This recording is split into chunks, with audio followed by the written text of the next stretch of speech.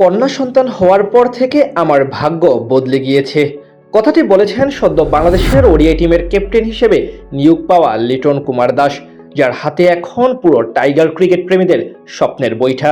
2027 বিশ্বকাপে ভালো করার চাপ, ব্যক্তিগত পারফরমেন্সের উন্নতি করার তাড়না, সাথে সিনিয়র ক্রিকেটার হিসেবে দলের সাফল্যের পিছনে অবদান রাখার দায়িত্ব, সব মিলিয়ে লিটনের সামনে বড় কিছু চ্যালেঞ্জ অপেক্ষা করছে।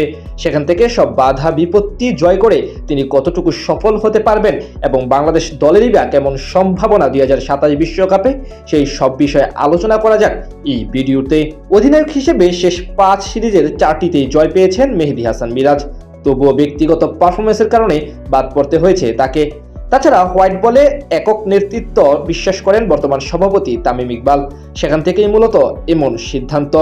বর্তমান জাতীয় দলের অন্যতম সিনিয়র সদস্য লিটন কুমার দাস টি-20 দলকে বেশ ভালোভাবে নেতৃত্ব দিচ্ছেন তিনি, তাই ওডিআই ফরম্যাটেও তার কাছ থেকে বড় কিছু আশা করছেন ভক্তরা। তবে লিটনকে শুধু অধিনায়ক নয়, সবচেয়ে বড় বিষয় হলো তাকে একজন দলনেতা হয়ে উঠতে হবে। বর্তমান স্কোয়াডের সবাই প্রায় বিশ্বাস করেন তারা আগামী বিশ্বকাপে ভালো কিছু করবেন এবং দলীয় সাফল্য অর্জন করবেন। এমন বিশ্বাসের মাঝে নতুন শান দিতে হলে লিটনের প্রয়োজন প্রপার গাইড করা।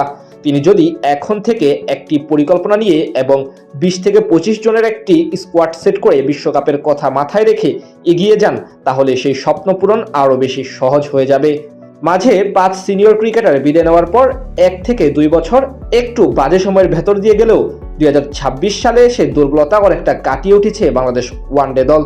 ঘরের মাঠে পাকিস্তান, অস্ট্রেলিয়া এবং নিউজিল্যান্ডের মতো দলগুলোকে পরাজিত করেছে শান্ত লিটনরা। এখন প্রয়োজন সেই ধারাবাহিকতা দেশের বাইরেও বজায় রাখা। সামনে বাংলাদেশের জন্য কয়েকটি গুরুত্বপূর্ণ সিরিজ অপেক্ষা করছে।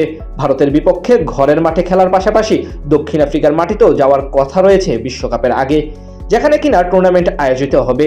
তাই আফ্রিকার কন্ডিশনে দ্রুত মানিয়ে নিয়ে ভালো করতে চাইলে এই সিরিজের উপর জোর দিতে হবে টিম ম্যানেজমেন্ট ও ক্রিকেটারদের। সদ্য নিয়োগপ্রাপ্ত অধিনায়ক লিটন কুমার দাসের উপর আরও একটি চাপ রয়েছে, সেটি হলো ব্যক্তিগত পারফরমেন্স। ভুলে গেলে চলবে না, মাত্র 1 বছর আগে ব্যক্তিগত পারফরমেন্সের কারণেই দল থেকে বাদ পড়েছিলেন লিটন। এখন অবধি 50 ওভারের ম্যাচে তার performance up to the mark না। তবে আসার কথা হলো সাম্প্রতিক ম্যাচগুলোতে তার ব্যাট থেকে আবার ভালোই রান এসেছে। 2026 সালে ওয়ানডে সংস্করণে 6 ম্যাচে পাক্কা 43 গড়ে 215 রান করেছেন। অধিনায়ক হিসেবে লিটন এখন পর্যন্ত 6 ইনিংসে ব্যাট করে 149 রান করেছেন, প্রায় 30 গড়ে। সব মিলিয়ে ব্যক্তিগত পারফরমেন্স বজায় রাখা এবং দলীয় সাফল্য নিশ্চিত করা, দুদিক থেকে এখন কঠিন চ্যালেঞ্জ অপেক্ষা করছে লিটনের সামনে। অধিনায়ক হিসেবে তিনি যদি ভালো করেন তাহলেই সাফল্য পাওয়া সম্ভব আগামী বিশ্বকাপ এবং এশিয়া কাপে।